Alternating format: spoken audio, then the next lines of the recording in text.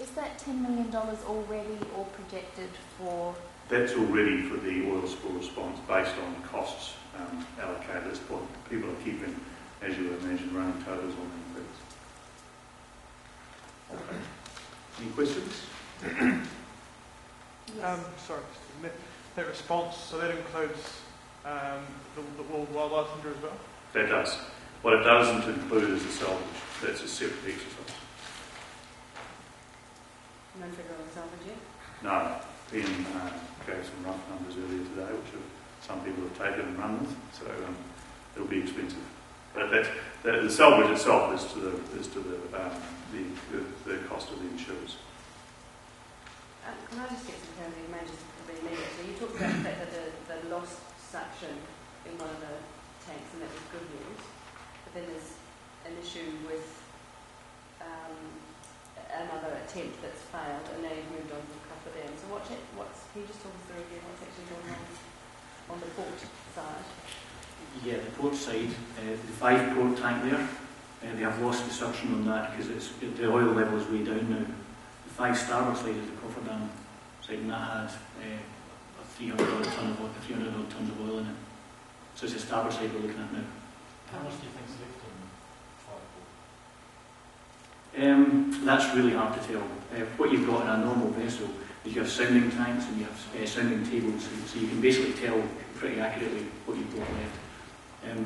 It's not a normal vessel anymore, and so there is oil in there, and there'll be oil in the bulkheads. That will start to slide down.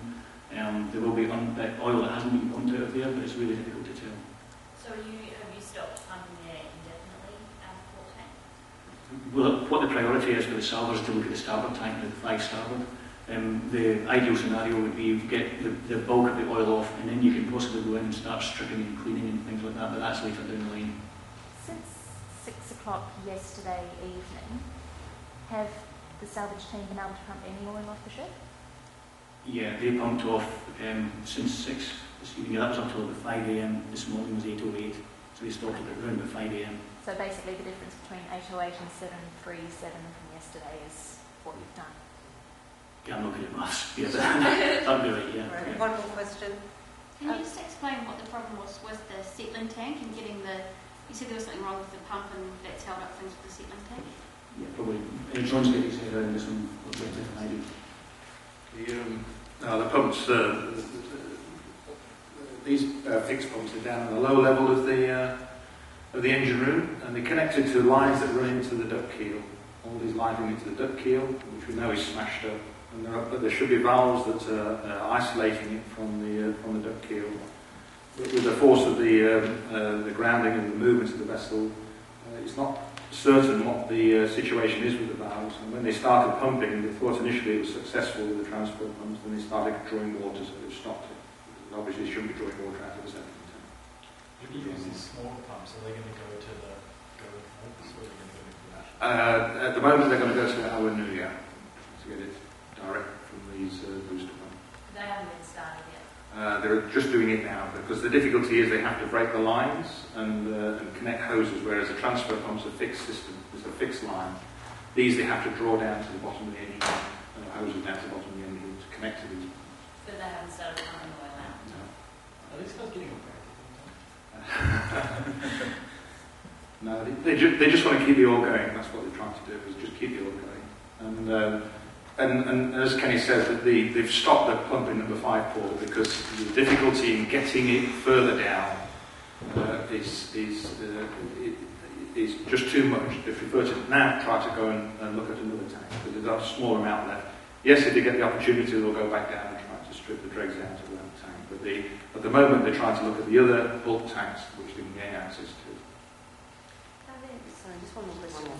If some of this work is underwater, are there moving pictures from underwater? I know you've got some. No, the one I just showed you was effectively it's underwater in the sense that they are in a passageway that's partially underwater at low water and then full at high water. What they will do, they're putting a barrier. The passageway is being breached when the vessel snapped, and they're putting a barrier at between some deep web frames between the crack and where they want to work. So they put this barrier there, Then after the barrier, they will pump the water out, and that gives them access to the manhole to number 5 starboard. And their water will be held by the barrier. That's the purpose of this barrier they're confident.